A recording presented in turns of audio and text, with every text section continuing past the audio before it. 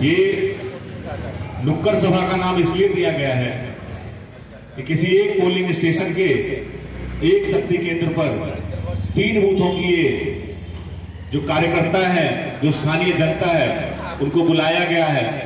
और बुलाया इसलिए गया है कि हम आम आदमी पार्टी के जो पिछले 10 साल के कार्य हैं उसके बारे में, उसकी सच्चाई के बारे में आप सबको अवगत करा सकते हैं।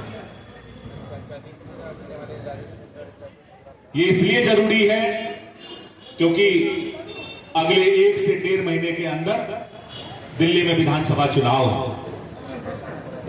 विधानसभा चुनाव है और इस चुनाव में तय होगा कि दिल्ली का मुख्यमंत्री कौन बनेगा।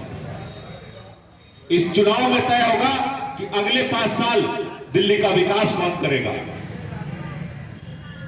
इस चुनाव में तय होगा कि जो लोग बात करते हैं यहां कूड़े की ढेर पे जाकर के कि मुझे एमसीडी में ला दो, फिर मैं यहां से कूड़े की ढेर को हटवा दूंगा, मुझे एमसीडी में ला दो, दिल्ली की सफाई व्यवस्था को तंदुरुस्त कर दूंगा।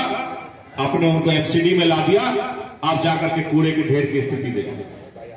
वो जस का तस है, बिल्कुल भी चेंज नहीं हुआ। और मैं कूड़े की ढेर के बारे में इसलिए बात कर रहा हूं क्योंकि दिल्ली विधानसभा का चुनाव 1.5 महीने में है।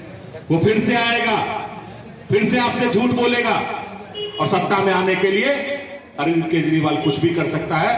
ये उसकी नियति है। और नियति मैं इसलिए कह रहा हूं कि रामलीला मैदान में बैठ करके आप सबको बेवकूफ बनाया। अन्ना हजारे जी जो इस देश की राजनीति को बदलने के लिए बारे में सोच रहे थे, वहां पे प्रदर्शन कर रहे थे। उस प्रदर्शन के बीच में अरविंद केजरीवाल अपनी राजनीतिक रोटियां सेकने का काम कर रहे थे। उसके दिमाग में था कि मुझे दिल्ली में सत्ता चाहिए और दिल्ली में सत्ता कैसे चाहिए। अन्ना हजारे जी के कंधे पे बंदूक रख करके दिल्ली के लोगों को बेवकूफ बना। जनता समझ नहीं पाई। जनता को लगा कि इतनी भीड़ है रामलीला मैदान में, हमारे आपके जैसे हजारों लोग वहां समर्थन देने के लिए पहुंचे थे। जिस जन लोकपाल बिल की बात वहां हो रही थी, आप सब लोग बताइए क्या दिल्ली में लागू हुआ?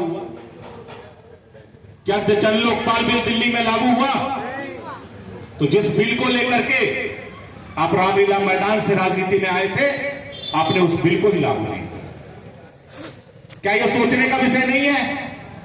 10 साल हो गए और 10 साल में भी आप जन लोकपाल बिल को चर्चा तक नहीं की आपने, क्योंकि आपकी नीयत खराब थी।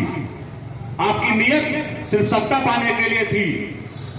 जब हमारे लोग कोरोना महामारी में यहां जूझ रहे थे, हमारे और आपके परिवार के लोग मर रहे थे, ये शीश महल का निर्माण कर रहे थे, ये मुख्यमंत्री आवास का निर्माण कर रहे थे। आसपास के 4-5 बंगलों को एक्वायर करके एक बड़ा सा मुख्यमंत्री आवास बनाया।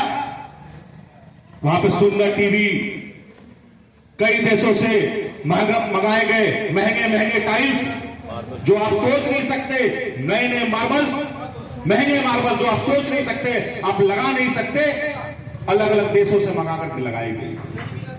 लाखों करोड़ों के पर्दे। और जब आप उनके वॉशरूम में जाते हो तो अपने लाइफ में आपने ऐसा वॉशरूम नहीं देखा होगा। 7 स्टार होटल भी फेल है। 7 स्टार होटल भी फेल है। मैं गोल्ड प्लेटेड टॉयलेट की बात करूं, जकूजी की बात करूं या मसाज वाले रूम की बात करूं, किसकी बात करूं? इतनी सुविधाएं हैं उसके बाथरूम में। अरविंद केजरीवाल के बाथरूम में जो 150 रुपए का शर्ट पहन करके, इतनी लंबी शर्ट जो घुटने तक आती है, बेवकूफ बनाता था करके दिल्ली की जनता को। 150 रुपए की शर्ट चांदनी चौक से ला करके, हवाई चप्पल पहन करके, क्या उस व्यक्ति को गोल्ड प्लेटेड टॉयलेट में जाने की जरूरत है? जो कहता था मैं गाड़ी नहीं लूंगा, बंगला नहीं लूंगा। अरे भैया, बंगला तो तुमने इतना बड़ा ले लिया कि 4-5 बंगलों को खाली करवा लिया। गाड़ी तो तुमने इतनी ले ली कि तुम्हारी जब गाड़ियां आती है तो लोगों का ट्रैफिक जाम हो जाता है। तो ये हमें सोचना नहीं चाहिए क्या? ये सोचना पड़ेगा, जवाब देना पड़ेगा। और 1.5 महीने के अंदर दिल्ली में विधानसभा चुनाव, सही और गलत का फैसला करना है। आपको फैसला करना है कि कोरोना महामारी के बीच में भारतीय जनता पार्टी के कार्यकर्ता, भारतीय जनता पार्टी के नेता आपकी गलियों में घूम रहे थे। एक भी आम आदमी पार्टी कांग्रेस का कार्यकर्ता आपने कहीं देखा हो तो मुझे बताइए। आपने कहीं देखा हो तो बताइए। मुझे याद है कोरोना महामारी के समय मैं बाहर जाकर के खाना बांट रहा था, मुझे भी कोविड हो गया। मुझे पता था अपनों का दुख दर्द क्या है, लोगों को समस्याएं आ रही है। हमने अपने परिवार के बारे में नहीं सोचा। लेकिन कोई बता सकता है एक भी आम आदमी पार्टी का कार्यकर्ता, कांग्रेस का कार्यकर्ता जो आपको गलियों में दिखा हो, जिन्होंने एक भी मास्क बांटा हो, जिन्होंने एक भी रोटी बांटी हो, जो आपके घर में पूछने आए, जिन्होंने आपको वैक्सीन दिलाने में मदद की हो? कोई नहीं आया आपके लिए, कोई देखने नहीं आया। ये याद करवाना पड़ेगा, क्योंकि बुरा समय जो होता है वो तभी याद रहता है, कुछ समय के बाद लोग उसको भूल जाते हैं जब आपका अच्छा समय शुरू हो जाता है। तो अपने अच्छे समय में बुरे समय को हमेशा याद कीजिए। बुरे समय में जो लोग आपके साथ खड़े थे उनको हमेशा याद कीजिए, और समय आने पर उनको वापस कीजिए जो लोग आपकी मदद के लिए हमेशा खड़े थे। और आपकी मदद के लिए भारतीय जनता पार्टी के लोग खड़े थे। क्या आपका फर्ज नहीं बनता कि दिल्ली में भारतीय जनता पार्टी की सरकार बनाए? आपने कांग्रेस को इतने सालों से देखा, आपने आम आदमी पार्टी को 10 सालों से देखा। क्या भारतीय जनता पार्टी को मौका नहीं मिलना चाहिए? आप लोग हाथ उठा करके बताएं, मिलना चाहिए कि नहीं मिलना चाहिए? तो दिल्ली में इस बार परिवर्तन हो रहा है। आप सबसे पूछ रहा हूं, दिल्ली में इस बार किसकी सरकार आ रही है? दिल्ली में इस बार किसकी सरकार आ रही है? चप्पा चप्पा।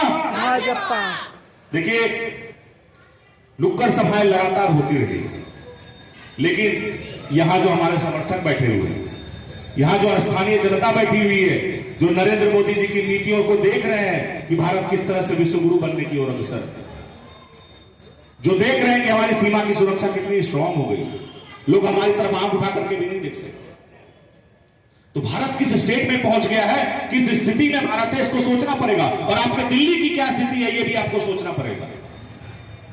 हमारा देश बदल रहा है, दिल्ली क्यों नहीं बदल रहा? कहां था अरविंद केजरीवाल जो पिछले 10 सालों से यहां पे एक भी राशन कार्ड नहीं बना किसी का? आप आकर के भाषण दे रहे हो टीवी में, राशन कार्ड बनना चालू कर देंगे। 10 सालों में राशन कार्ड क्यों नहीं बना, इसका जवाब कौन देगा? हमारे बुजुर्ग बैठे हुए हैं, 10 सालों में एक भी पेंशन नहीं लगी, इसका जवाब कौन देगा? ये पूछना पड़ेगा। अभी आएंगे, नई नई गोटियां फेंकेंगे, नई नई चीजें आपको बताएंगे, बिजली मुफ्त, पानी मुफ्त,